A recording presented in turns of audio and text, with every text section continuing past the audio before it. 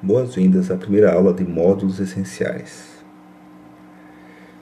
Nesse grupo, módulos essenciais, veremos justamente aquilo que é fundamental e comum a todas as matérias, ou a todas as técnicas, melhor dizendo.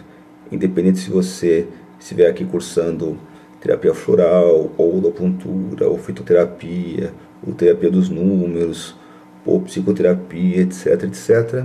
Alguns tópicos são comuns e básicos a todas as técnicas, como por exemplo, ética e legislação.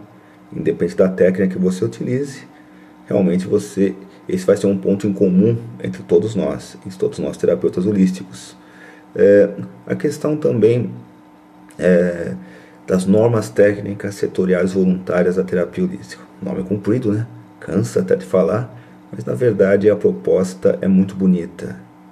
É a proposta de que a nossa profissão não é regida por uma lei federal que nos obrigue a fazer isso ou aquilo.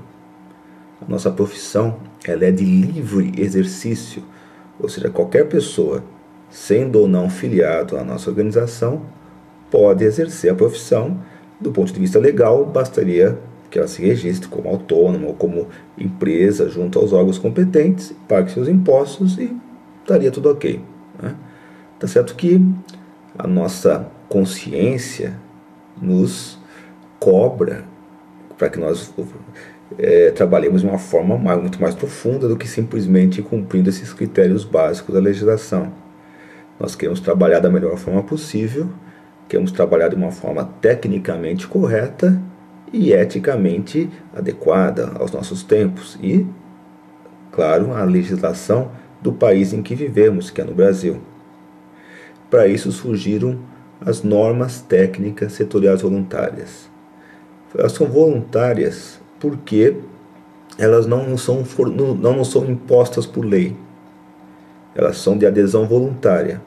E essa adesão voluntária ocorre a partir do momento em que nós nos filiamos ao SINT. Nós assinamos a nossa proposta de filiação, ela funciona como um contrato no qual nós assumimos um compromisso público de trabalhar dentro dos critérios técnicos e qualitativos propostos pela organização. E a proposta é justamente traduzida nessas normas técnicas. As normas técnicas também seguem normas de publicação. Então, quando vocês forem estudar, vocês verão que elas têm um formato padrão de apresentação. Esse é um formato padrão universal. Se você pegar em qualquer país ou de qualquer técnica, se você pegar uma norma técnica em informática, ela é apresentada naquele mesmo padrão. Se você pegar uma norma técnica em arquitetura ou engenharia, ela é apresentada naquele mesmo padrão, naquele mesmo formato, justamente para facilitar a compreensão. E isso, na verdade, é um grande avanço na nossa área, né?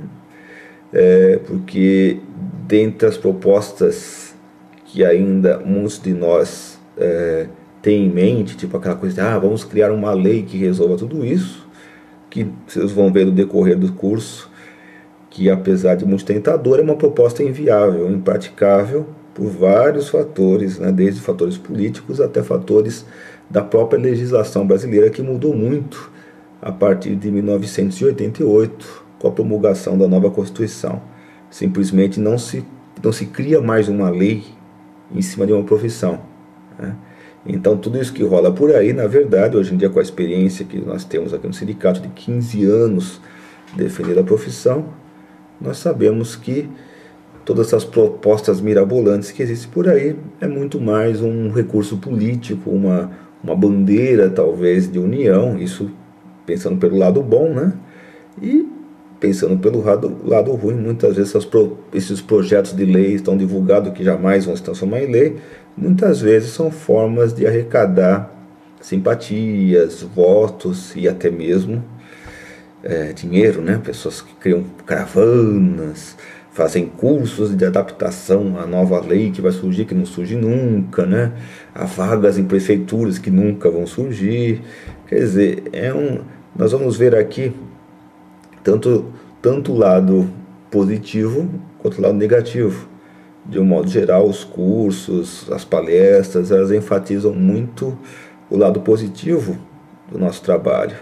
Aqui nós vamos contrabalançar mostrando também o outro lado da moeda, os riscos que corremos como profissional, as armadilhas da nossa legislação. É claro, sei que talvez a gente assuste um pouco aos colegas, mas é melhor que sejamos nós que estamos do seu lado a dar esses toques, a dar até um susto se for necessário, do que correr o risco da pessoa ser pega desprevenida por desconhecer a legislação, por achar que está trabalhando de uma forma tranquila, correta, e na verdade está ferindo um monte de lei. E que muitos dos cursos da nossa área são criados por médicos que obedecem a outra legislação. A legislação que se aplica ao médico não é a mesma legislação que se aplica à nossa profissão. Então, quando um terapeuta holístico age igual um médico, ele acaba sendo acusado justamente de exercício ilegal de medicina, além de fugir das origens da nossa profissão, que é muito diferente da profissão dos médicos, né? Tudo bem, não é uma crítica, é uma profissão necessária, tanto quanto a nossa, tá?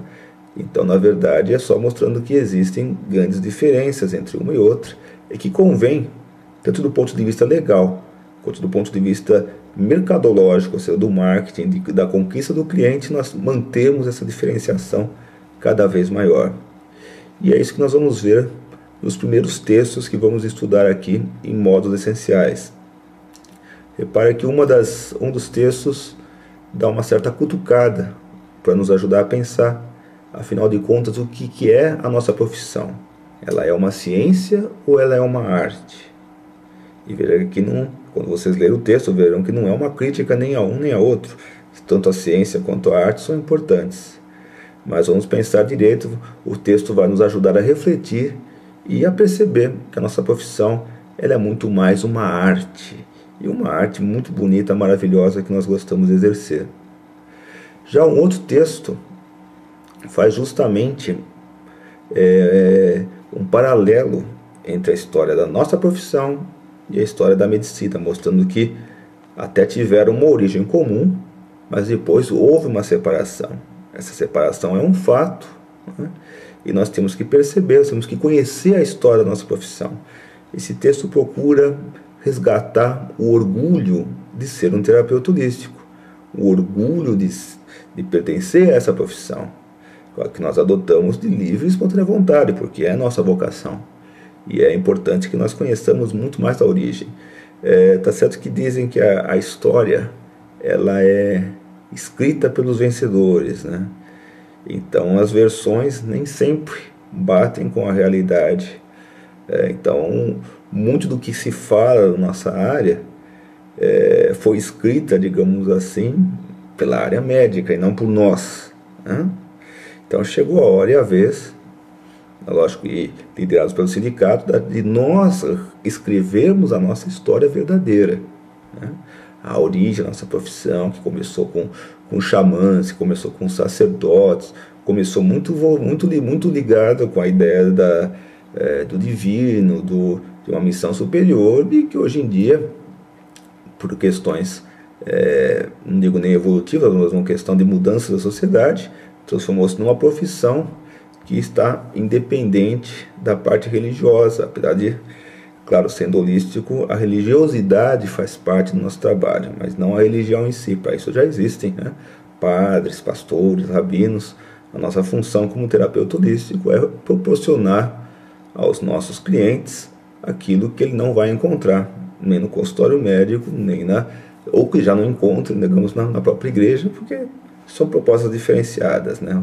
Antigamente, o pajé, o sacerdote, o xamã era uma figura tanto terapêutica quanto religiosa. Hoje em dia, são atividades que correm em paralelo, mas não são unificadas, né? Nós vamos ver um pouco sobre isso também, enfim, e conhecer um pouco mais dessa separação que houve entre a nossa profissão, a medicina, e mostrando que isso é benéfico, é natural, e é importante que nós mantenhamos esse diferencial. Já o terceiro artigo que nós vamos estudar, o Samba do Físico Doido, é também uma provocação, porque muitos de nossos colegas se acham mais seguros quando vinculam a descrição das suas técnicas com a ciência. achando que isso dá um respaldo maior.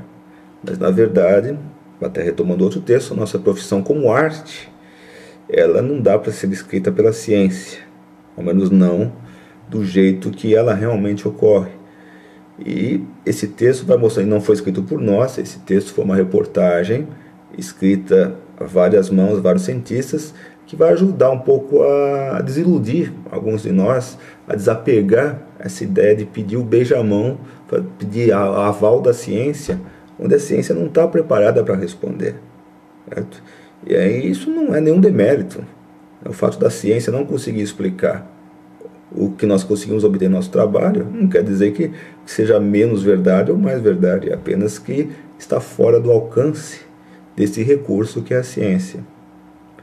Então, vocês vão estudar esses textos com carinho, porque a prova, e eu sou chato, eu faço prova, toda aula tem prova também, que, aliás, chato entre aspas, porque é bom para ver o que cada um aprendeu e ao mesmo tempo dá mais chance. Caso a pessoa perca uma prova, ela tem chance de recuperar, porque vamos ter muitas provas, né? Vocês vão estudar então com carinho, porque vão fazer, a prova se constitui uma espécie de redação em cima do entendimento desses textos, né? E em caso de dúvidas, não para a prova, porque a prova é meio óbvia, tá autoexplicativa, se vocês clicar, vocês vão achar. Em caso de dúvidas sobre matérias, tudo que for relacionado ao curso, tem um link nas páginas do nosso curso chamado Fale com o Docente. Então, em modos essenciais, tem um Fale com o Docente exclusivo para isso. Você clica, abre uma janelinha, você escreve a sua dúvida, enviar e vai ser avisado por e-mail ou no site mesmo quando houver uma resposta, né? Aliás, a prova é num formato bem semelhante. Vocês vão clicar na prova, tem um texto explicativo do que precisa fazer e embaixo abre-se uma janela, muito parecido com o editor de texto, parecido com o Word, parecido com OpenOffice, os editores de texto no mercado. Você escreve bonitinho e enviar, né? Agora, prestem atenção que se houver uma falha no envio, vocês vão ter que ver isso na hora, né? Porque quando vocês enviam e está bem sucedido, o texto está lá. Vocês voltam no texto, ele está lá bonitinho, as suas respostas para as provas, tá? Sei que no primeiro dia, a primeira aula, às vezes as pessoas se perdem um pouco nos recursos, né? Mas logo, logo vocês vão estar acostumando e tirando isso de letra. Então, lembrando que tarefa de agora, leitura e entendimento desses textos e, após isso, fazer a prova, tá? Então, pessoal, por enquanto, muito obrigado. Bons textos, bons estudos e boa prova. Até mais.